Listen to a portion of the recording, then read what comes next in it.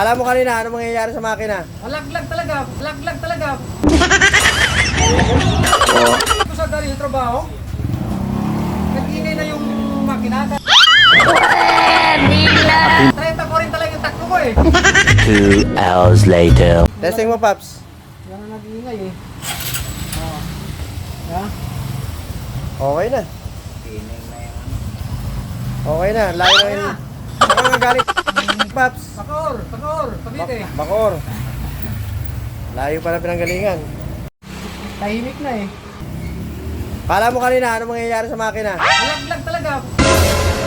30 ko rin talaga yung takbo ko eh. Kakabilang pag-uwi ko sa galing sa trabaho.